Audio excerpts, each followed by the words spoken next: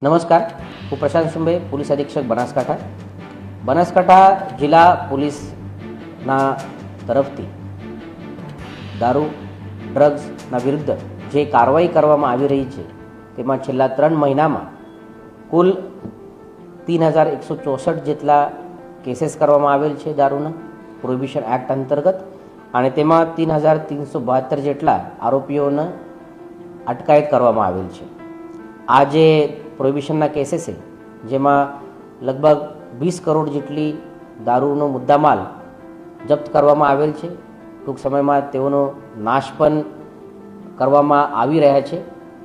આના સિવાય એનડીપીએસ એક્ટના અંતર્ગત જે ડ્રગ્સના કેસ થાય છે તેમાં છેલ્લા 3 માસમાં 136 કિલોગ્રામ જેટલા ડ્રગ્સનો કબજે કરવામાં આવેલ છે, જેની કિંમત લગભગ 41 લાખ જેટલી થાય છે.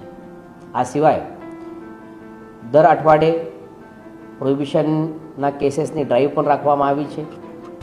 2 દિવસ પહેલાં ગુરુવારના દિવસે સવારે 4 વાગ્યાથી જિલ્લાના તમામ પોલીસ સ્ટેશનમાંથી પીઆઈ કક્ષાના અધિકારીના ગાઈડન્સ હેઠળ, તેઓના નેતૃત્વ હેઠળ ટીમો બનાવીને જિલ્લાના 750 જેટલા લિસ્ટેડ બુટલેગરને સવાર 4 વાગ્યાથી ચેક કરવામાં આવ્યા હતું, અને તેઓની પ્રવૃત્તિ જે જગ્યા ઉપર ચાલુ હતી અથવા તે કરતા હતા તેમાં કેસ કરવામાં આવેલ છે, અને જેઓની પ્રવૃત્તિ નથી તેમાં નીલ રેડ પણ કરવામાં આવેલ છે.